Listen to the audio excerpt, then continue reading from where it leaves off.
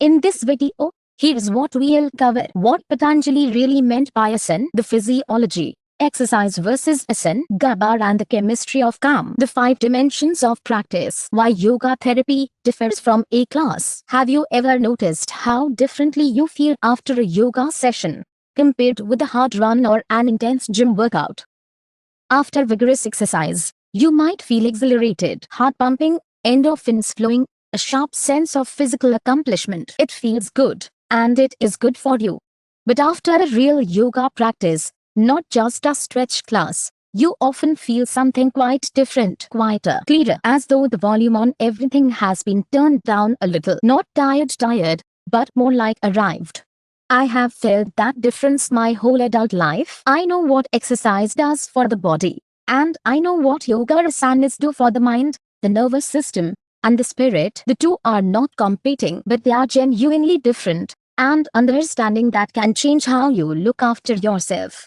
Let me start with what an asana actually is. Most people picture someone folded into a pretzel on a mat, but Patanjali, the father of classical yoga, defined asana in just 3 words: Sthiram Sukham Asanam, steady, comfortable posture. An asana is a position in which you can remain firm and relaxed at the same time.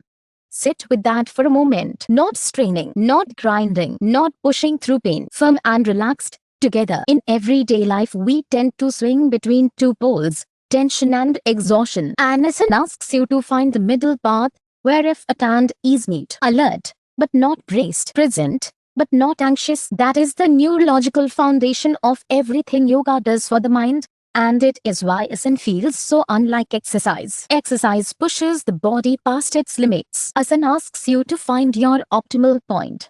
Now, the physiology, where the science quietly confirms what the tradition has known for thousands of years. When you exercise, your body responds in a predictable way. Your breathing speeds up, your heart rate climbs, your blood pressure rises, blood is sent out to your working muscles, and stress hormones surge. This is your sympathetic nervous system, the fight-or-flight response, doing its job. It is healthy and necessary.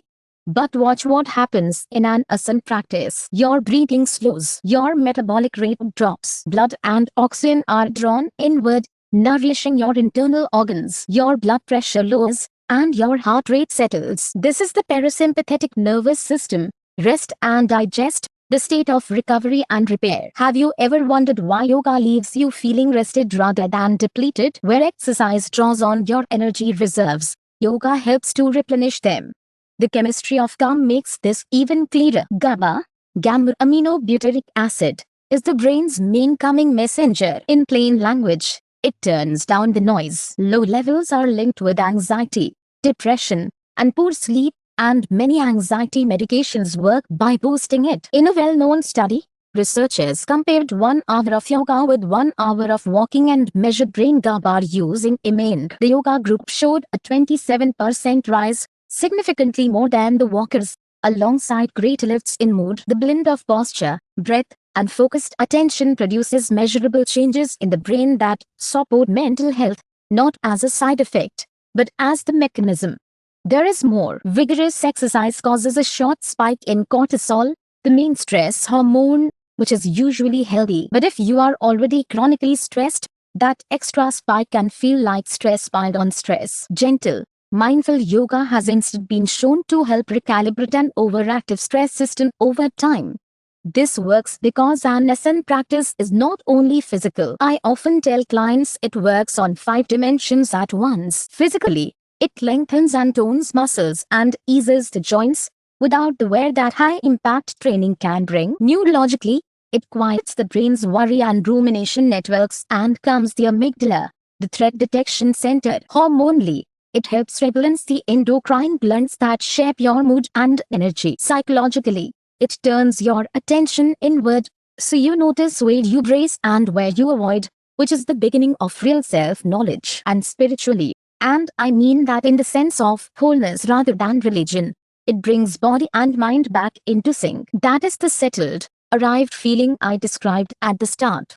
In practice, this becomes very concrete. Child's pose can calm acute anxiety, signaling safety to the nervous system within minutes. Legs up the wall supports recovery from stress and burnout. Bridge pose opens the chest and can lift low mood. And Savasana, stillness itself, teaches the hard art of genuine rest. Conscious breathing, or pranayama, is the bridge that carries all of this from a workout into real mind-body integration.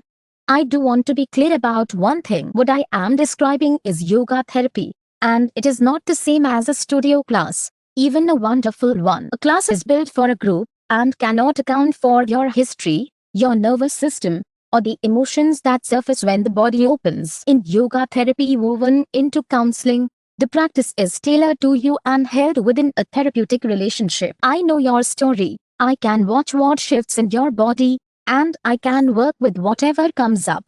And please hear this. You do not need to be flexible, fit, or bendy. Yoga is not about performing postures. It is about the quality of awareness you bring to them. Asanas are not a cure, but they are a profound support, reaching places ordinary exercise often cannot. If any of this speaks to you, you can read the full guide or book a session at Potentials Unlimited in Bella Vista using the links in the description below. Before you go, here's a quick recap of what we covered. What Patanjali really meant by asana, the physiology, exercise versus asana, GABA and the chemistry of calm, the 5 dimensions of practice, why yoga therapy differs from a class,